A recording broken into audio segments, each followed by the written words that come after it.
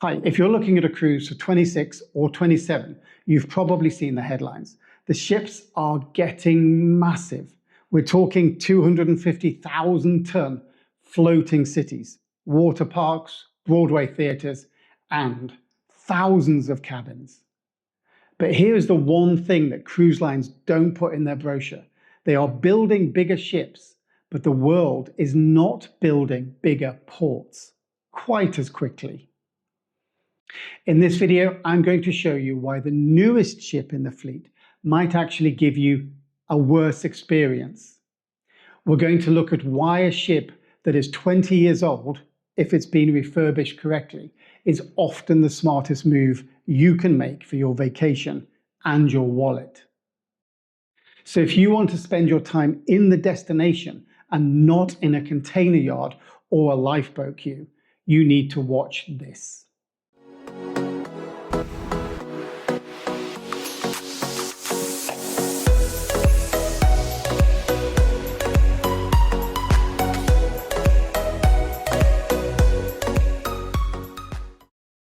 To understand why your cruise experience is changing, you have to follow the money.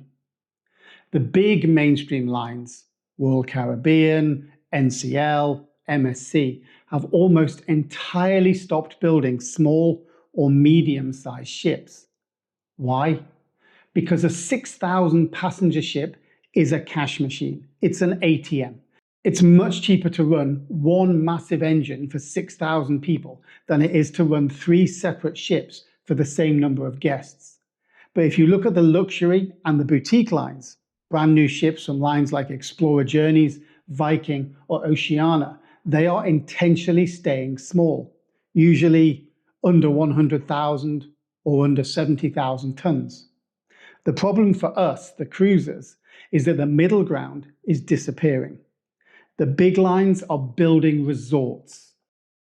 The luxury lines are still building ships where the port is the destination, not the ship. And if you want that mid-sized experience without paying those luxury prices, your only real option now is a refurbished ship. Now you might be thinking, why is he moaning about the big ships? Well, it's going to lead us to the biggest hidden cost of a mega ship, which is your time. When a ship is too large for a pier, you have to tender. This means using lifeboats to ferry you to shore and then back to the ship. On a massive ship like the MSC Bellissima, for example, you are trying to move over 5,000 people. And unless you have priority access, you can easily spend 2 or 3 hours of the morning just waiting for your number to be called. It's not even just tendering. Even when these giants do dock, they are often forced to go to industrial container ports miles away from the city, because the old historic piers, they simply can't take a ship of that size. If you compare that to a smaller classic ship, these vessels can often dock right in the heart of town, meaning you walk off the gangway and you are there. No buses, no lifeboats, and no wasted hours. In a 7-day cruise, a smaller ship can literally give you 10 to 15 hours more actual vacation time. So let's take a look at this refurbished hack that I'm talking about. Why is a refurbished ship often better than a brand new one? Well, take one for example, the Celebrity Solstice. It just returned to service in March 26 after a $250 million refit. Inside, it's a brand new ship. They've added 54 new cabins, to be fair. They've gutted the interiors. They've brought in restaurants like Fine Cut Steakhouse and Trattoria Rossa, or Trattoria Rossa, sorry about that. You're getting a 2026 interior, but you're keeping the classic size, the 122,000 ton hull. This is a sweet spot. It can fit into smaller ports. It doesn't need to go 10 miles down the road into some container dock, and it's small enough to dock in the heart of the action. Same goes for Holland America. The ships like the Osterdam or the Westerdam have just finished major refits in the last couple of years. They've replaced over 200,000 square feet of carpet and fully renovated bathrooms throughout the ship. You're going to get a fresh, modern ship that can still fit into these small bucket list harbours without you queuing for a tender or without you queuing for a shuttle bus.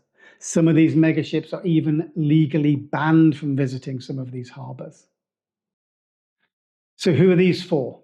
Well, there's a big thing at the moment in the cruise industry that bigger is better, especially if you're a Royal Caribbean fan. It seems to be soon pretty much you'll be able to walk from one end to the other end, and that will be your ship. That will be your holiday. You'll be able to get on in Venice and get off in Rome. These ships are getting so big. So if the ship is your vacation and you want the roller coasters and the constant buzz and the 6,000 people, then book the megaship. That's what they're there for. They are engineering marvels. There are no doubt they are stunning, and they have everything you could possibly want on board.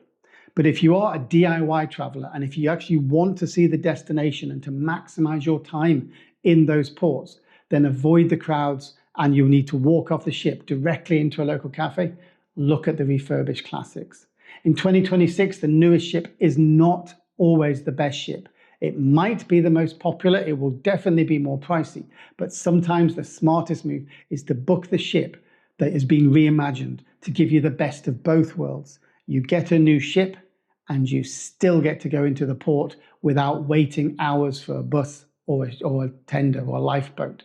So let me know in the comments, do you think that having a shiny new hull on the outside is more important than actually just refurbishing the inside? Do you want the massive ships, or do you actually quite like to be able to get into the port as quick as possible? Let me know in the comments below.